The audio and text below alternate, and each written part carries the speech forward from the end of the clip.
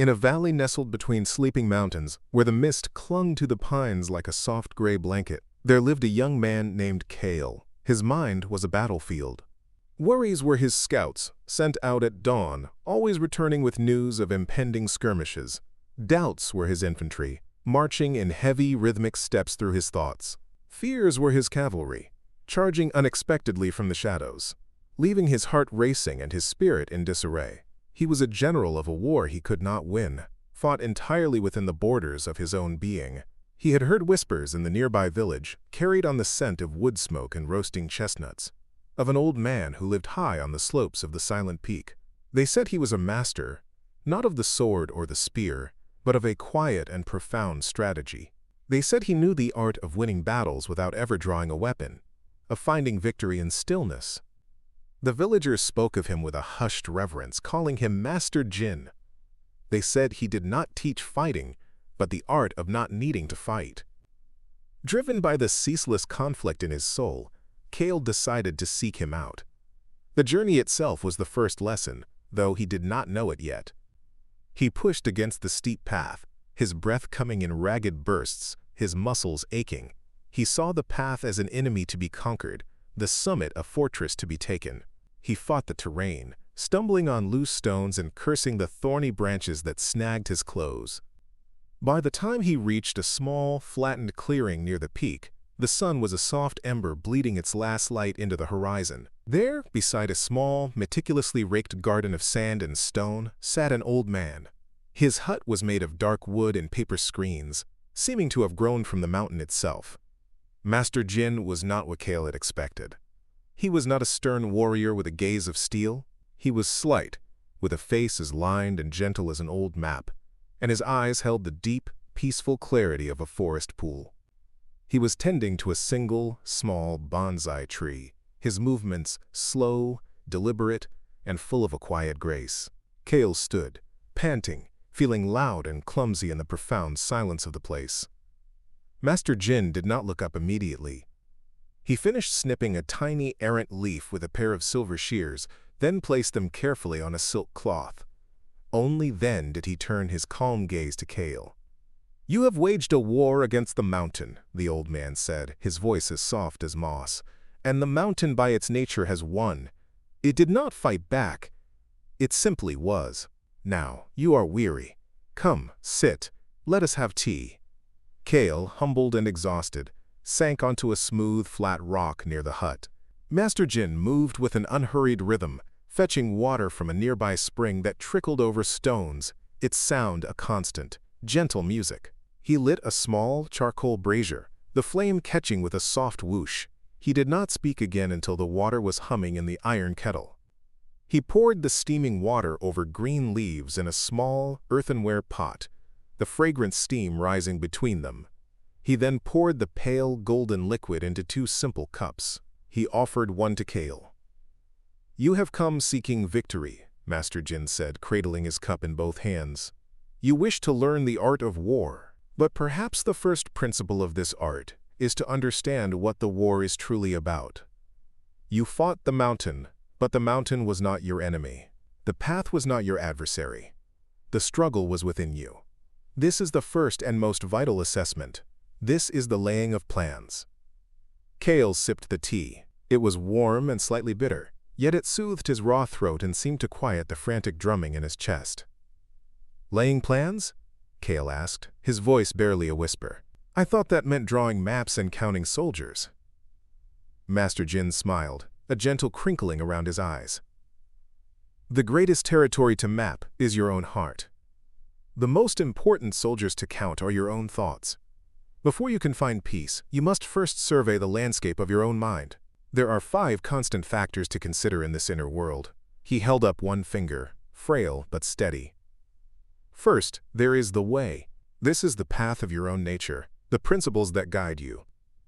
It is the riverbed that directs the flow of your life. Do you know your own riverbed? Or are you a flood, crashing against everything without direction?" He raised a second finger. "Then, there is heaven. This represents the seasons of your life, the cycles of night and day, of joy and sorrow. These are things you cannot control, just as you cannot command the sun to rise or the winter to cease. To fight against them is to exhaust yourself needlessly. The wise person learns to plant in the spring, rest in the winter, and find shelter from the storm. A third finger joined the others. There is Earth. This is your personal terrain. It is your strengths and your weaknesses, your high grounds of confidence and your low valleys of doubt. It is the distance between who you are and who you wish to be. You must walk this ground, know every stone, every pitfall, every hidden spring, before you can travel it safely. His fourth finger rose. There is the commander. This, Kale, is you. Your wisdom, your sincerity, your courage, your discipline. Are you a kind and just ruler of your own inner kingdom? Or are you a tyrant, driving your own spirit to exhaustion with harsh demands and cruel criticisms? Finally, his fifth finger stood with the rest. And there is method and discipline. These are your daily habits, the small rituals that bring order to your mind. The way you breathe, the way you listen, the way you wake, and the way you sleep. These are the supply lines that nourish your spirit. If they are in disarray, your inner kingdom will starve. Kale looked into his empty teacup. The old man's words were not commands, but gentle illuminations. He had spent his life treating his mind like a chaotic battlefield, never once stopping to map its terrain or understand its climate. All your life, Master Jin continued softly, his voice blending with the sound of the spring, you have been making calculations in a state of chaos. You have been waging war without a plan. You see conflict everywhere because the war is within you. The one who knows these 5 factors will be victorious in their quest for peace. The one who does not know them will continue to struggle. The art is not in the fighting. It is in this knowing. It is in the careful, quiet planning that takes place long before any battle is ever fought. The moon had risen, a perfect silver disk in a sky of deep indigo. The world was washed in its gentle light. For the first time in a long time, the soldiers in Kale's mind seemed to have laid down their arms, listening to the quiet wisdom that filled the air. Rest now, Master Jin said. Tonight, your only plan is to listen to the breathing of the mountain. That is the first step in understanding your own terrain. Kale was shown to a simple mat inside the hut. Through the paper screen, he could see the silhouette of the bonsai tree against the moonlight, a perfect miniature of strength and grace. He lay down, and as he closed his eyes, he focused not on his thoughts, but on the gentle, ancient sound of the wind sighing through the pines. He did not win a battle that night. He simply did not fight one, and in that he found a sliver of the most profound peace he had ever known. Kale awoke to the scent of damp earth and the soft, pearlescent light of dawn. Master Jin was already outside, not in meditation, but simply standing, watching the world awaken. He beckoned Kale to join him. Listen, the old man whispered. The world was filled with sound. The distant call of a bird, the rustle of a small creature in the undergrowth, the ceaseless murmur of the spring. Yesterday, Master Jin began, we spoke of laying plans, of knowing the landscape of the self. Today we must speak of the cost of conflict. This is the principle of waging war. Kale's heart tensed. The very word, war, brought back the familiar clang of anxiety. Master Jin seemed to notice. Do not be alarmed by the word. We are merely using an old map to find a new path. Think of it not as waging war, but as understanding the expense of struggle. A kingdom that sends its army on a long campaign far from home will soon find its coffers empty and its people weary. Its resources are drained, its fields lie fallow. The same is true for your spirit. He led Kale to a part of the garden where a large, stubborn-looking boulder was half buried in the earth. Try to move this stone, he instructed. Kale, young and strong, set his jaw. He pushed against the stone with all his might. His muscles strained, veins standing out on his arms. He grunted, heaved, and shoved. The stone did not budge. He tried for several minutes, his breath coming in harsh gasps, sweat beading on his forehead. Finally, he collapsed back, exhausted and defeated. You have spent a great deal of energy, Master Jin observed calmly. Your heart is pounding, your muscles ache, you are tired, and the stone has not moved. This is the nature of a prolonged and fruitless campaign. When you fight against things that cannot be changed, or when you engage in every petty skirmish your mind presents, you are spending your vital energy. You are emptying your spiritual coffers. He pointed to the stream. Look at the water. For 1,000 years it has flowed over and around these stones. It does not try to move the boulder in a single angry push. It yields, it flows around. And over a lifetime, it gently, patiently, wears the stone smooth. It achieves its aim without exhausting itself in a single, violent effort. They walked back to the hut, and Master Jin resumed his gentle discourse. Every moment you spend in anger at another person, you are paying a tax on your own peace. Every hour you waste in anxious worry about a future you cannot control, you are funding an army that fights for your own exhaustion. Every time you engage in a bitter internal argument, replaying old hurts, you are burning your own granaries. A wise general knows that a swift victory is best. But a wiser sage knows that the swiftest victory is the one that requires no battle at all, for then no resources are spent. Kale thought of all the energy he had wasted, the sleepless nights spent worrying about what others thought of him, the days soured by a single unkind word he replayed over and over. He had been bankrupting his own spirit, day by day, without even realizing it. The goal is not to win the argument, Master Jin continued, pouring fresh tea. The goal is to preserve your inner peace. That is the true prize. If you must engage in a conflict, whether with another or with a difficult situation, the aim should be to resolve it, not to conquer it. Seek wholeness. A city left in ruins is no prize for a conqueror. A relationship shattered by harsh words is no victory. A mind fractured by its own internal wars is a kingdom of ghosts. He gestured to the world around them. Nature does not hurry, yet everything is accomplished. The tree does not strain to grow. The sun does not struggle to rise. They expend their energy in harmony with their own nature. This is the lesson. Conserve your energy for what truly matters. For growth, for kindness, for awareness. Do not waste it on pointless battles. Acknowledge the stone is there, and then, like the water, find your way around it. That is the art of managing the cost of struggle. As the day wore on, Master Jin gave Kale a simple task: to weed a small patch of the vegetable garden. At first, Kale attacked the weeds, ripping them out with frustration, another battle to be won. He broke their stems, leaving the roots behind, and his hands grew sore. Master Jin came and knelt beside him. "Observe," he said. He gently loosened the soil around a large weed with his fingers, tracing its roots. Then, with a slow, steady pull, he drew the entire root system from the earth, whole and intact.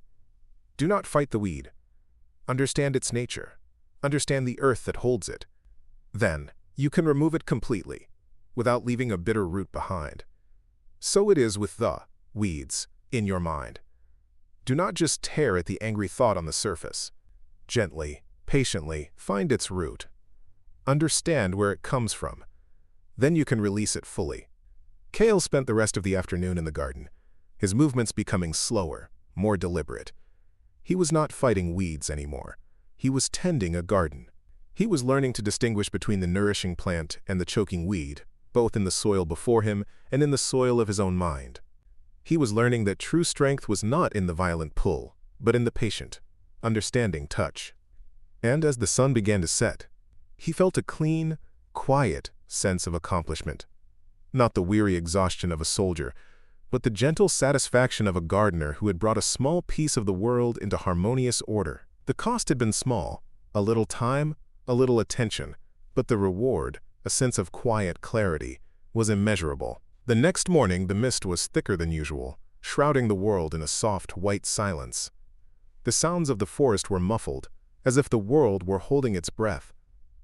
Kale sat with Master Jin by the sand garden, watching as the old man drew a long, graceful line in the white sand with a wooden rake. "Yesterday we learned the high cost of struggle," Master Jin began, his voice a low hum in the quiet air.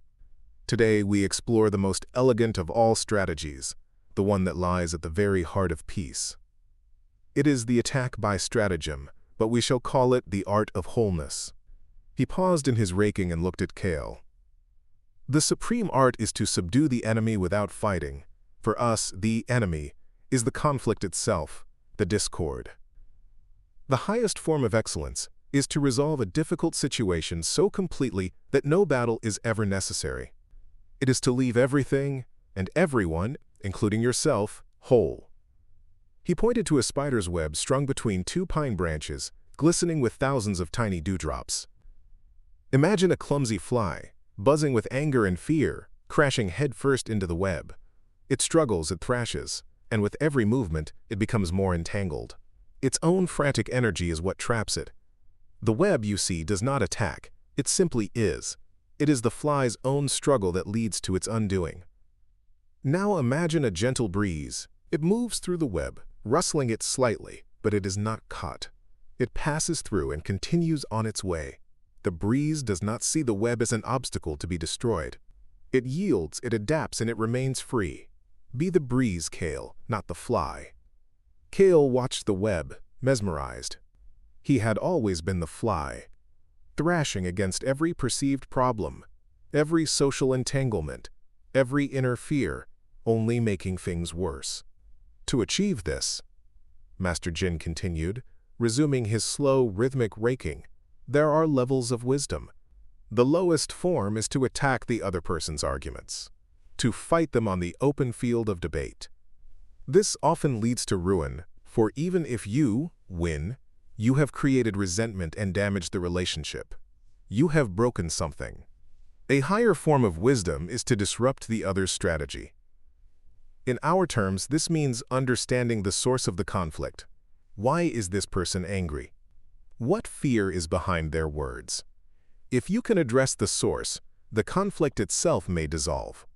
If a child is crying because they are hungry, you do not win by telling them to be quiet. You win by giving them food. The conflict vanishes because its source has been addressed. But the highest form of wisdom, the most sublime, is to attack the strategy at its very inception. It is to live in such a way that conflict finds no fertile ground in which to grow. It is to cultivate so much understanding and compassion that the seeds of discord wither before they can sprout. This is the art of winning before the first move is ever made. He set down the rake. The sand garden was a picture of serene order, its lines flowing like water around the carefully placed stones. Consider a disagreement with a friend. The clumsy approach is to prove them wrong, to win the point. The better approach is to understand why they feel the way they do, to listen deeply. But the best approach is to have built a friendship of such trust and respect that disagreements are met with curiosity, not hostility. The battle never even begins. Master Jin led Kale to the edge of the clearing, where a swift-flowing part of the stream had been diverted to flow down a series of bamboo pipes, creating a gentle, clacking sound as one pipe filled and then tipped its water into the next. It was a simple, ingenious device for creating a soothing rhythm. This stream could have been seen as a problem, Master Jin explained. It could have eroded this bank. One could build a strong stone wall to fight it, to block it. That would be a constant battle. The wall would need repairs, and the water would always be pushing, seeking a weakness. But instead, its energy has been guided. It has been invited to participate. Its own nature has been used to create something new, something peaceful. The stream has not been defeated. It has been harmonized with. It remains whole, and so does the garden. This is the art of wholeness.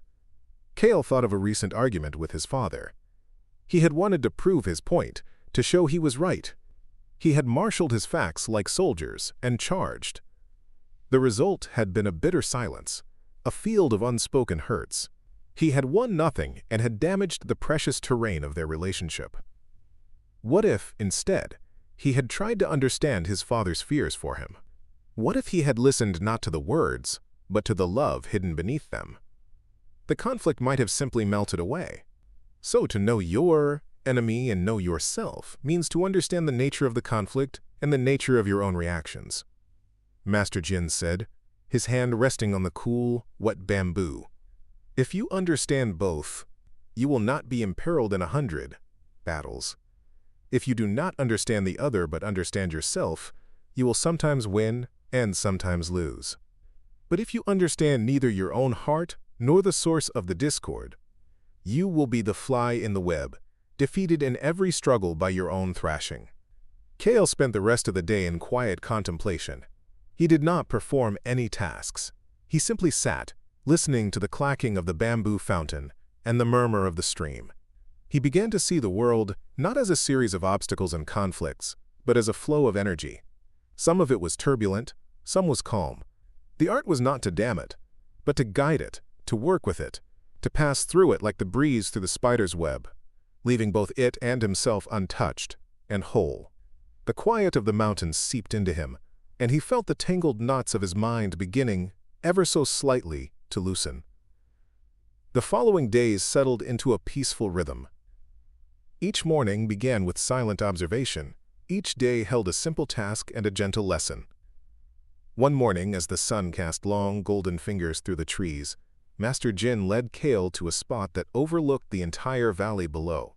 They could see the village, the patchwork of fields, and the river snaking its way toward the distant sea. "We have spoken of knowing the terrain of the self," Master Jin said, his gaze sweeping across the vista. "Now, let us speak of tactical dispositions. A strange phrase, perhaps, but it holds a simple, profound truth. First, make yourself invincible." Kale looked puzzled. "Invincible? But how can anyone be invincible?" Master Jin smiled. "Invincibility does not mean you can defeat all others. It means you cannot be defeated. The distinction is vital. The strength to defeat another is an external thing. It depends on their weakness. But the inability to be defeated lies within yourself. It is an internal state." He picked up a smooth gray stone from the ground. "This stone cannot defeat the river, but the river cannot defeat this stone. The stone is not defeated because it does not fight. It is solid. It is dense. It is completely and utterly itself. To become invincible is to become like this stone, to be so grounded in your own nature, so secure in your own being, that the turmoil of the world flows around you without shaking you from your place." He gestured to the great, silent peak that rose above them. "For centuries, storms have raged against this mountain. Winds have howled, rains have lashed, and snows have buried its slopes. And yet, the mountain remains. It does not fight the storm. It endures it. It makes itself unassailable through its own immense stillness and strength. Its invincibility lies in its being, not in its doing." "So how do I become like the mountain?" Kale asked, his voice filled with a quiet earnestness. "You cultivate your inner ground," Master Jin replied. "You build your foundation on things that cannot be easily shaken. If your happiness depends on the praise of others, you are vulnerable. If your peace depends on a life without problems, you are vulnerable. If your self-worth is tied to success, you are vulnerable. These things are like building your fortress on sand. The wise person builds their fortress on the bedrock of their own character, on their integrity, on their compassion, on their ability to be calm in the midst of chaos. They practice mindfulness until their mind is a deep lake whose surface may be rippled by the winds of circumstance, but whose depths remain still and undisturbed. They make themselves a safe place to be. This is the art of making yourself undefeatable." He turned to Kale, his eyes clear and direct. A skilled warrior of the past would first place himself beyond the possibility of defeat, and then wait for an opportunity to defeat the enemy. For us, this means we first cultivate our own inner peace, our own solid ground. We make ourselves a sanctuary. Only then, from that place of strength and stillness, can we effectively and compassionately deal with the challenges that life presents. We do not go out seeking battles. We wait, secure in our own fortress, and deal with what comes with wisdom and grace. "You cannot control when the storm will come," he continued, his voice as steady as the mountain itself. "But you can choose to be the deep-rooted oak which bends but does not break, rather than the dry leaf which is swept away by the first gust of wind. You cannot guarantee that others will be kind, but you can guarantee your own commitment to not letting their unkindness poison your heart. You make your own peace your highest priority. You defend it not with walls and weapons, but with awareness and acceptance. That afternoon, Master Jin gave Kale the task of repairing a small section of a low stone wall that bordered the garden. The work was slow and meditative. Kale had to find stones that fit together perfectly. A stone that was too large or too small would create an instability. He had to feel the weight and shape of each one, turning it over and over, seeing how it could nestle against its neighbors. As he worked, he understood. Each stone was a practice. This stone was the practice of patience. This one, the practice of deep breathing. This one, the habit of listening without judgment. This one, the act of self-compassion. Together, they were not just a wall against the wilderness, but a carefully constructed part of himself. He was not just building a wall, he was cultivating his own invincibility, his own inner ground. He was learning to be solid, he was learning to be still. He was learning to be the mountain, secure in its own being, quietly and unassailably at peace. The world outside could rage, but here, in this small, deliberate act, he was building a place that could not be defeated. A few days later, a gentle rain began to fall, tapping a soft, hypnotic rhythm on the roof of the hut. Kale and Master Jin sat inside, the air cool and smelling of wet pine. A single candle flame danced between them, casting warm, flickering shadows on the paper screens.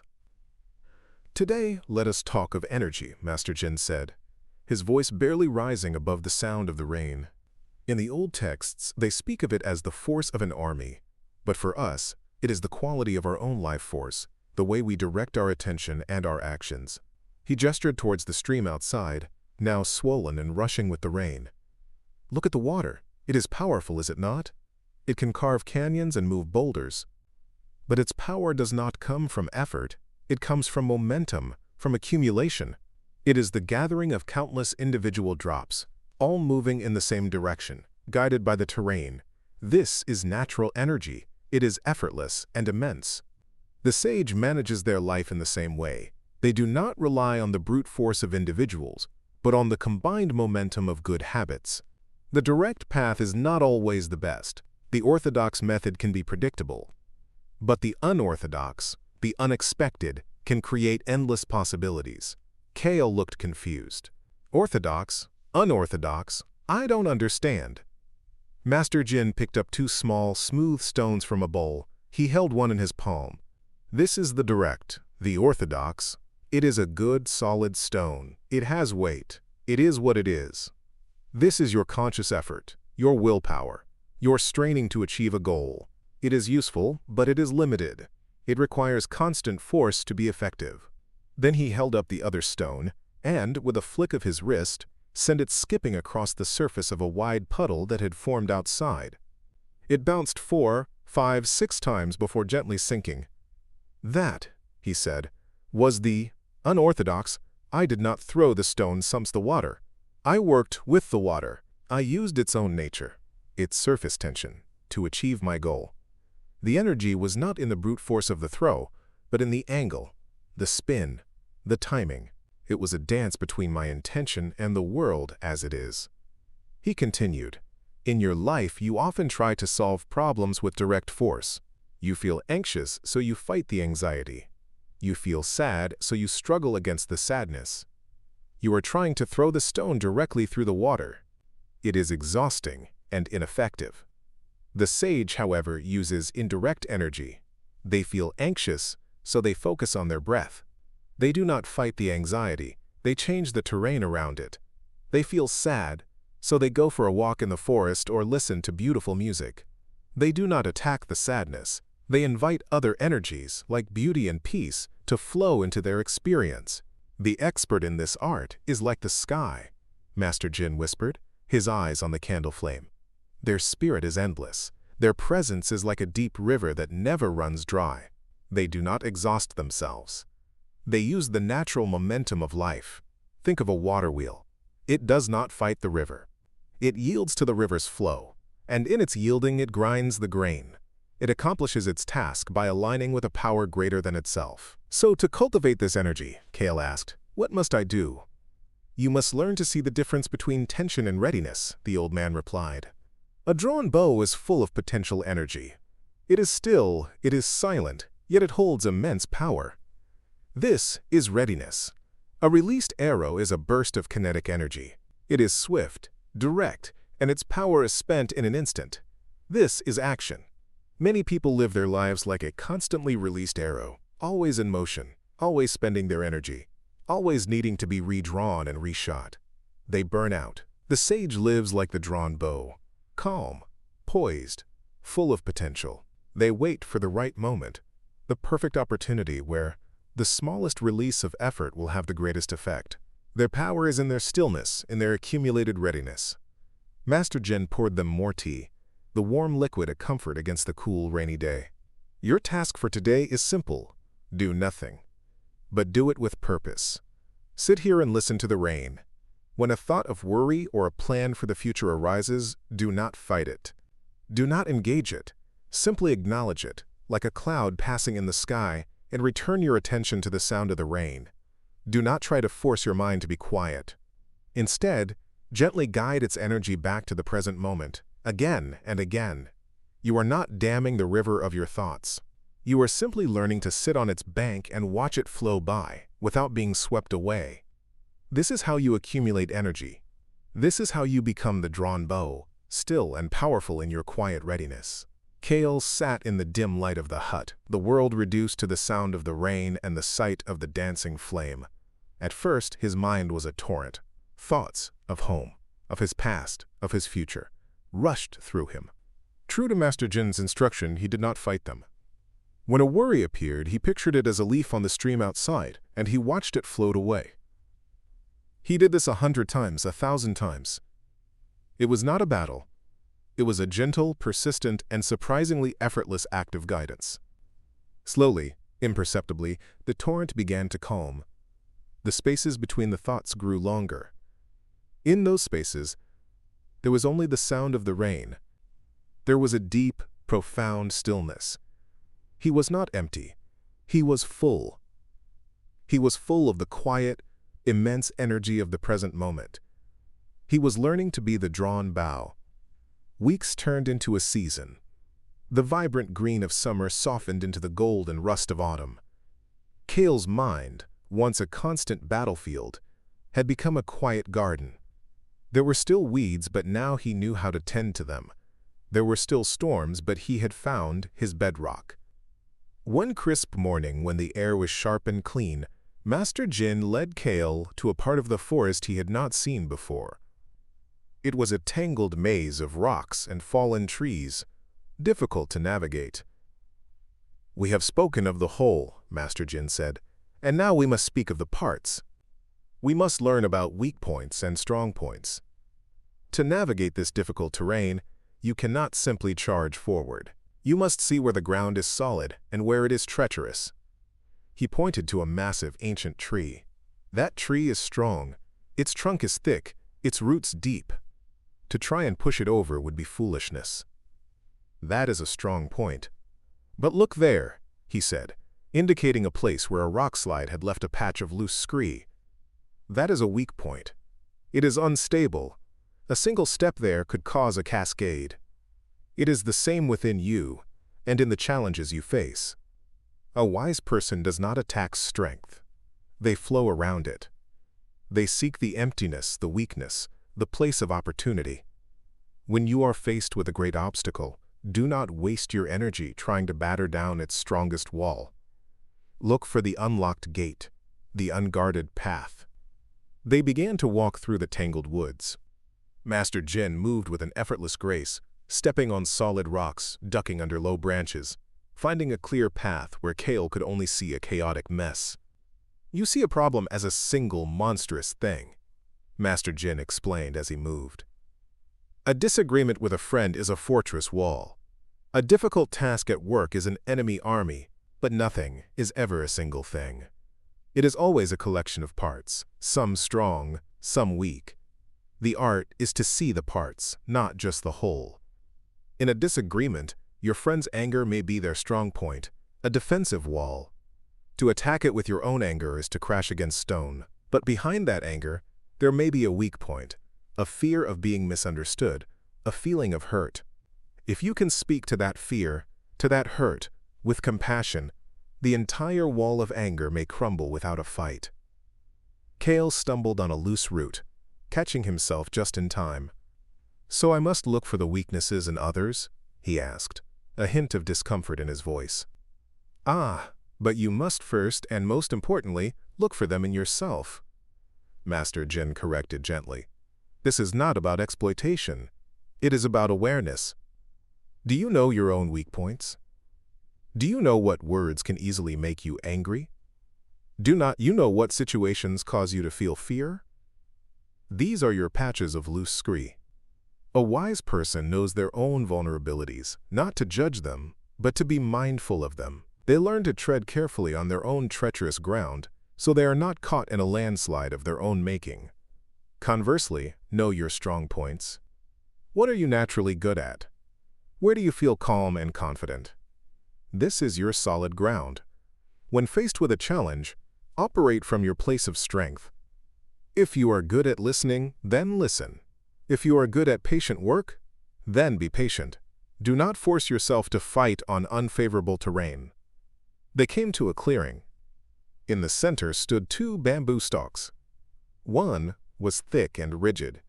The other was slender and green. Master Jin went to the thick one and pushed it. It resisted, stiff and unyielding. "Strong," he said. Then he went to the slender one. When he pushed it, it bent almost to the ground, but it did not break. When he let go, it sprang back up, swaying gently. "Which is stronger?" Master Jin asked.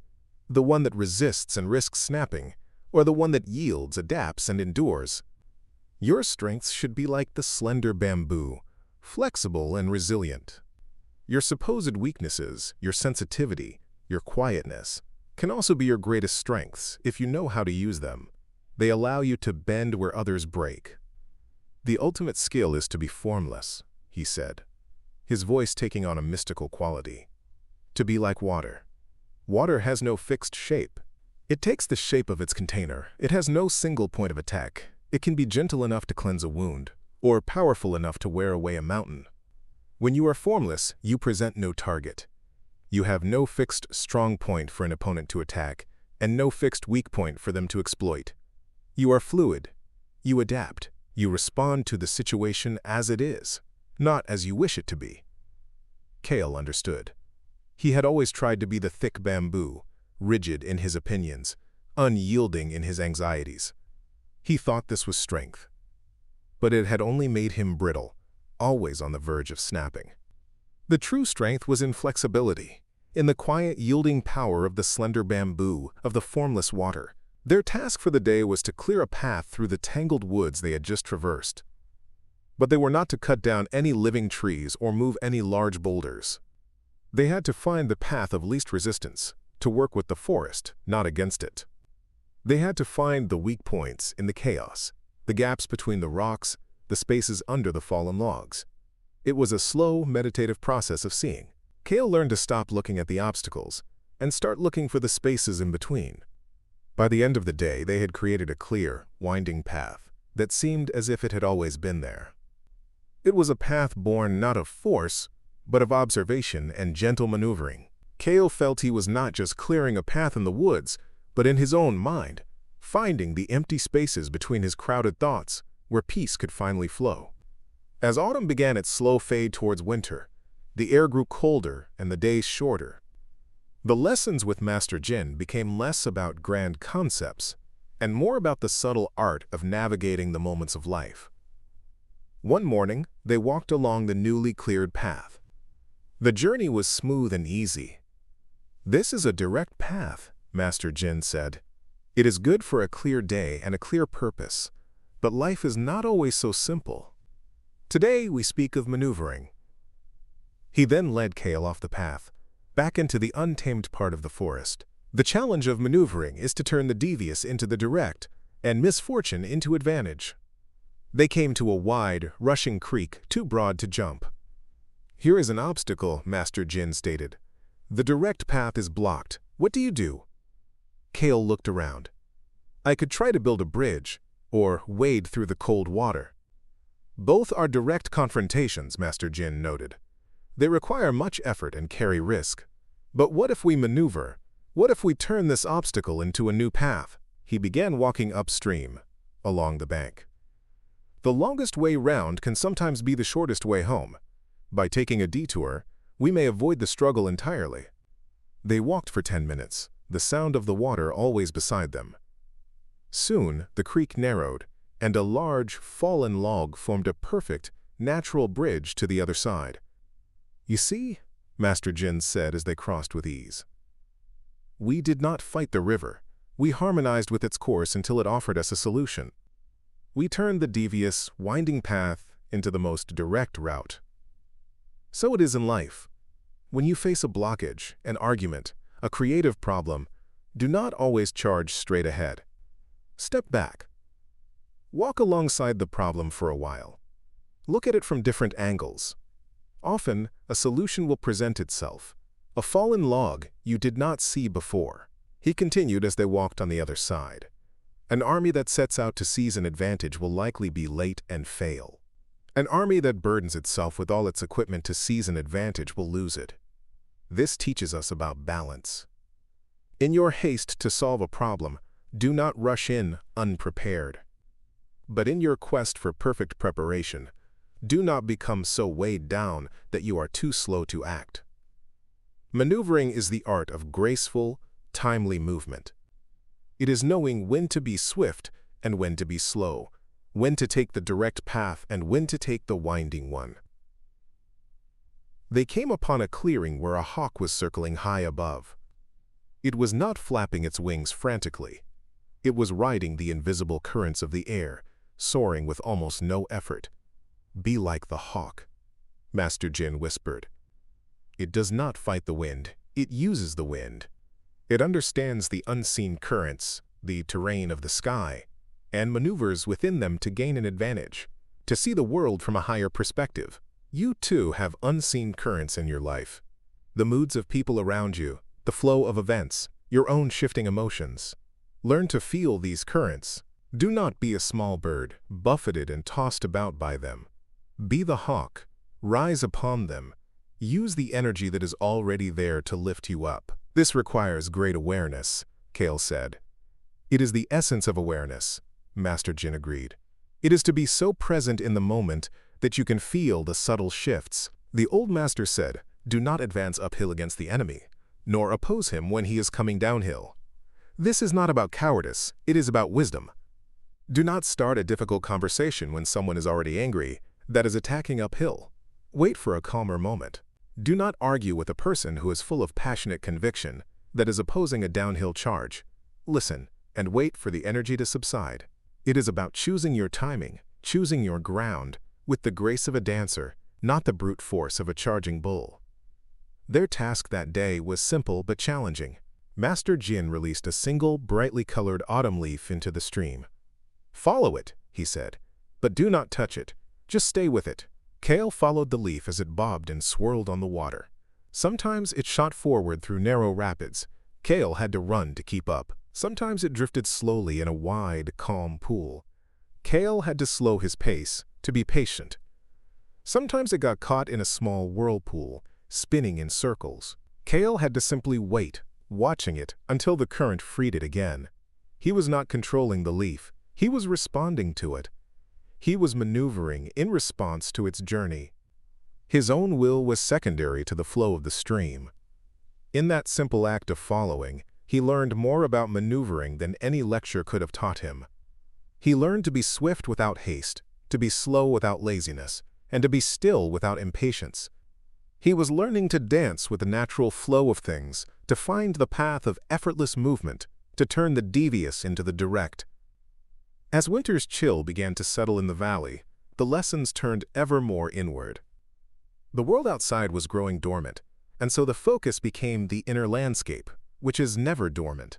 One afternoon, as they sat by a small, warm fire in the hut, Master Jin spoke of what the old texts called the 9 situations, or the 9 varieties of ground.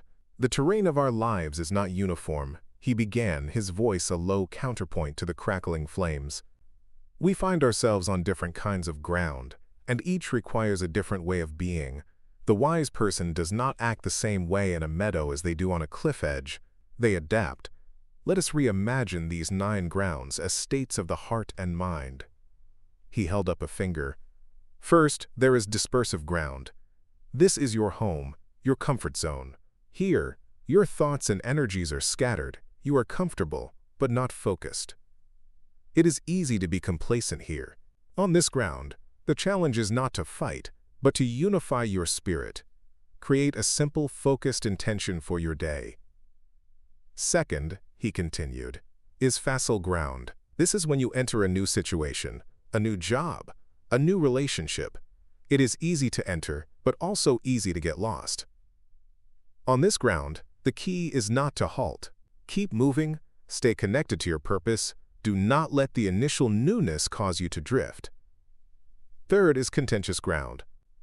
This is any situation which offers a great advantage to you, but also to others.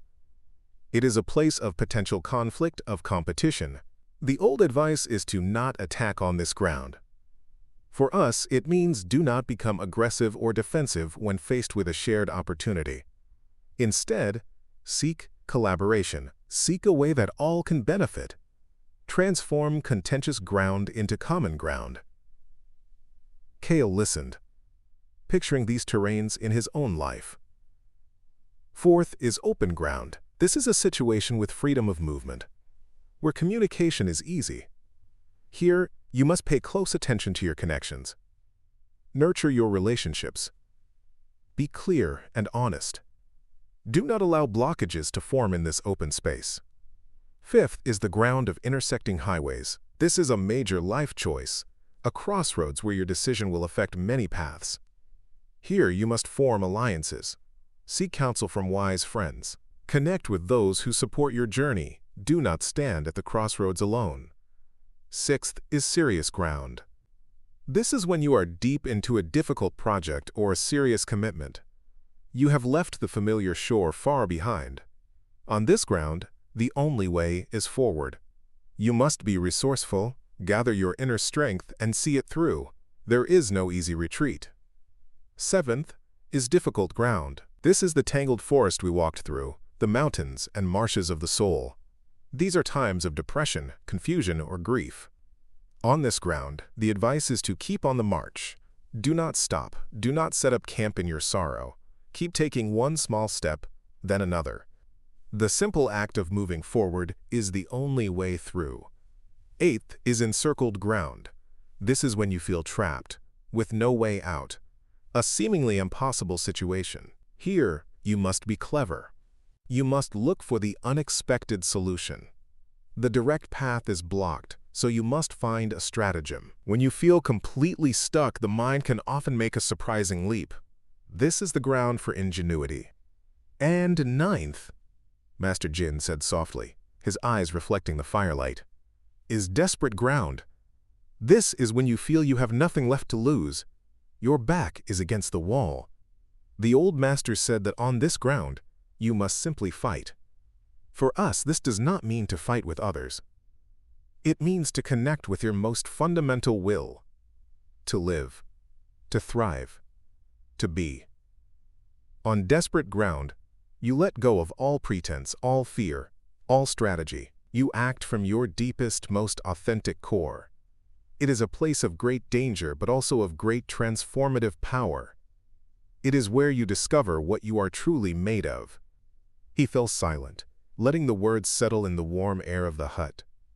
Cale realized that he had been on all of these grounds at some point in his life, but he had never had a map. He had treated them all the same, trying to use the same strategy, usually brute force or panicked retreat, for every situation. The art, Master Jin concluded, is to first recognize what kind of ground you are on. Is this a time for focus at home, a time to push forward through difficulty, a time to stand at a crossroads and seek help, or a time to be clever because you feel trapped? Do not use one tool for every task. First, know your ground. Then, and only then, will you know how to act with wisdom. The task for the rest of the day was one of reflection. Master Jin gave Cale a brush, a pot of ink, and a roll of rice paper. Think of a challenge you are facing in your life back in the valley, he said. Identify which of the 9 grounds it represents. Then, paint a symbol of the wise action required. Not the problem, but the solution. Kale sat for a long time. He thought of his strained relationship with his brother. It was not open ground. Communication was blocked. It was not desperate ground. There was still hope. He realized it was contentious ground. They were both vying for the advantage of being right. The wise action was not to attack. It was to seek collaboration, to find common ground. He dipped the brush in the ink, and with a slow, deliberate stroke, he painted two figures building a bridge, together, from opposite sides of a river. In that simple image, he found more clarity than 1,000 worried thoughts had ever given him. He was learning not just to navigate the terrain, but to choose the right path for the ground beneath his feet. Winter finally arrived, blanketing the mountain in a deep, profound silence.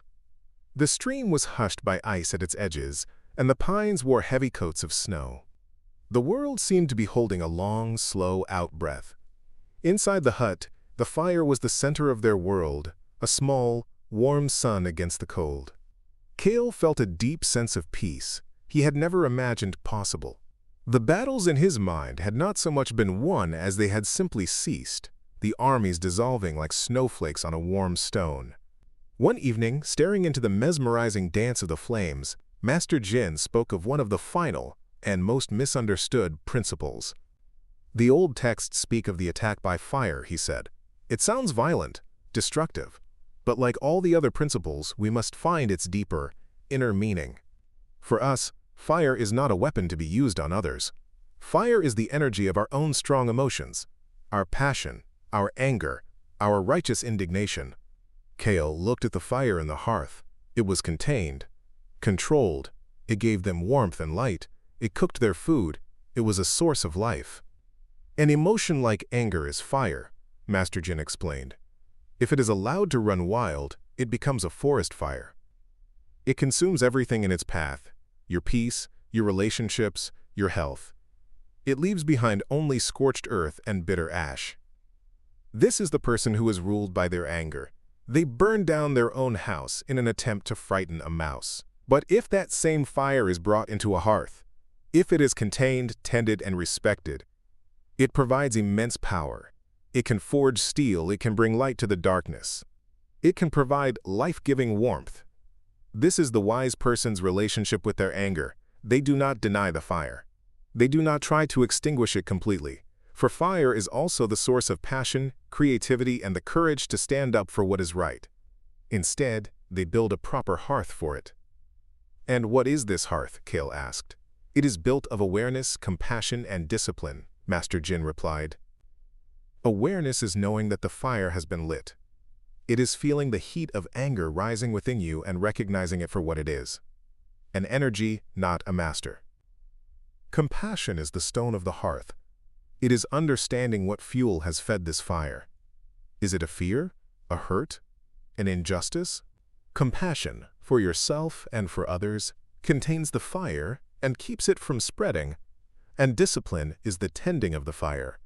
It is choosing not to throw more fuel on it through blame or resentment.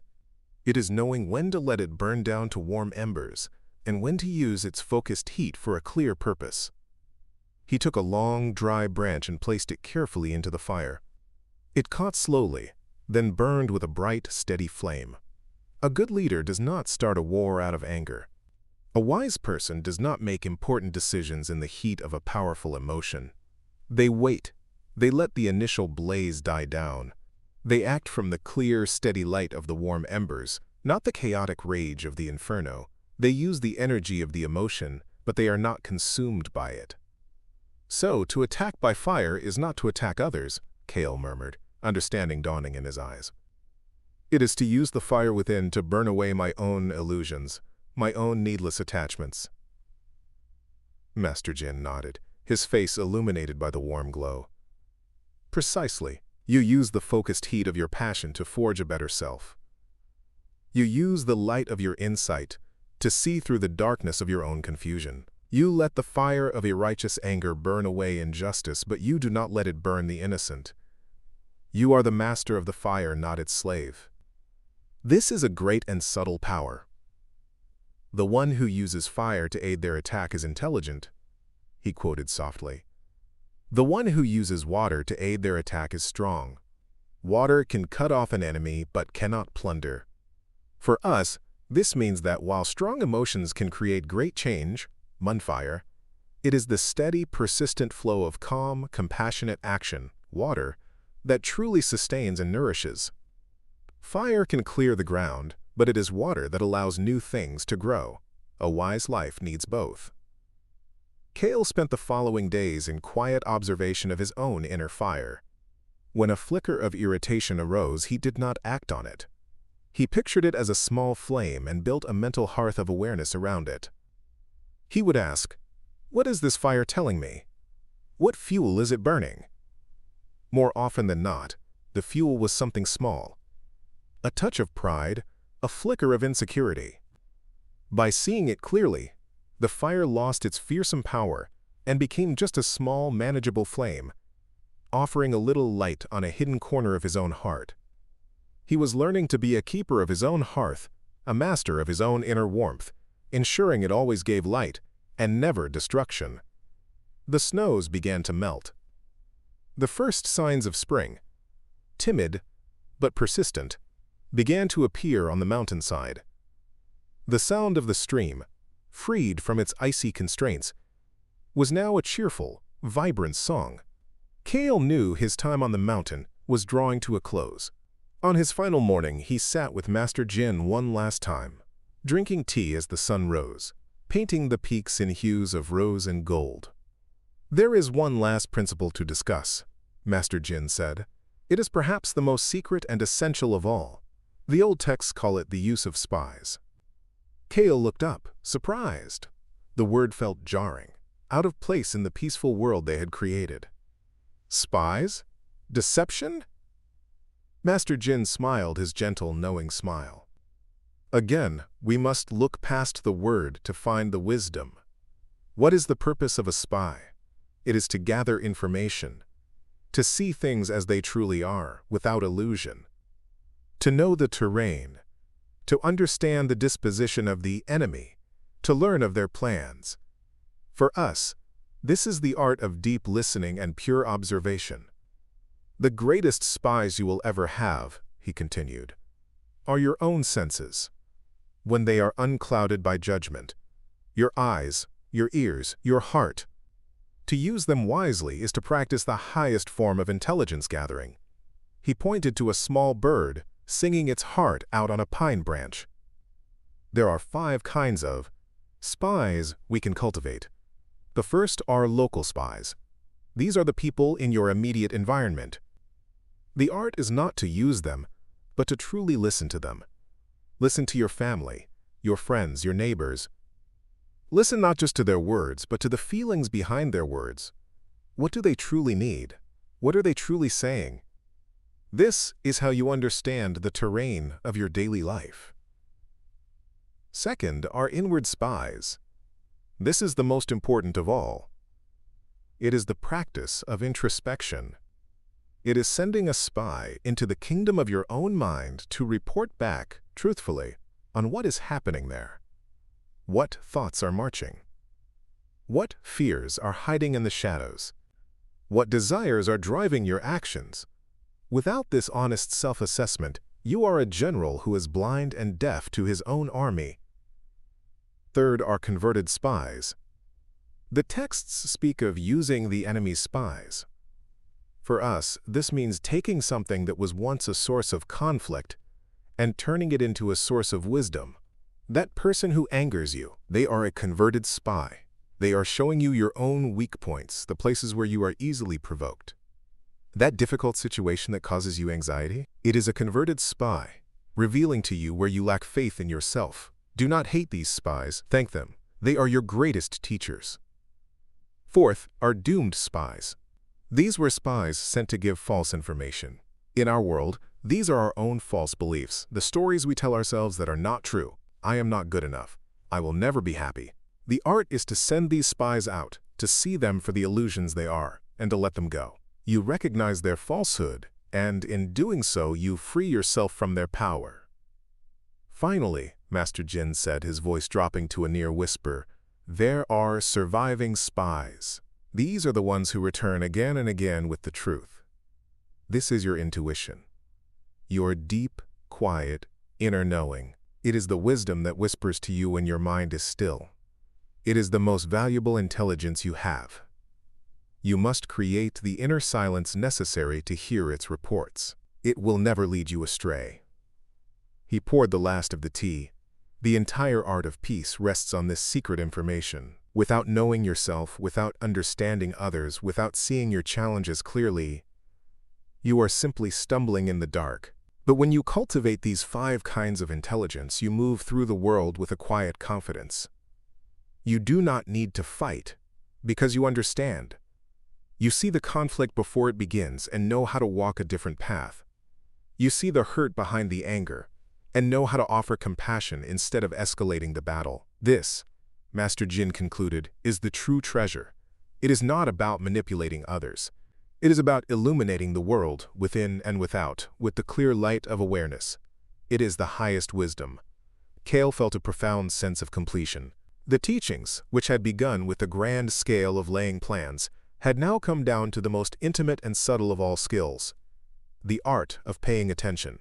He bowed deeply to Master Jin, a gesture not of mere respect, but of immense, heartfelt gratitude. You have taught me that the art of war is truly the art of peace, Kale said, his voice thick with emotion. Master Jin placed a hand on his shoulder. I have taught you nothing, he said softly. I have only pointed to the mountain, the stream, the fire. They have been your teachers. The wisdom was always within you, waiting for you to become quiet enough to hear it. Now go back to the valley. Do not be a warrior, be a gardener. Cultivate peace, in your own heart first, and then it will bloom in the world around you. Kale walked back down the mountain path. He did not fight it this time. He moved with it. He felt the solid earth beneath his feet, noticed the way the light filtered through the new spring leaves, and listened to the cheerful chatter of the birds. The path was not an adversary, it was simply the way home. When he arrived in the valley, everything looked the same, but he was different. The world was no longer a battlefield. It was a landscape, full of different terrains, some challenging, some easy, all of it to be navigated with awareness and grace. The people were no longer potential adversaries, but fellow travelers, each with their own inner maps, their own strengths and weaknesses. The war within him was over. He had not won by crushing his enemies of doubt and fear. He had won by making peace with them, by understanding them, by integrating them into a larger, more compassionate whole. He had won without fighting. And in that quiet, profound victory, he found not the spoils of war, but the simple, enduring, and immeasurable treasure of a peaceful heart.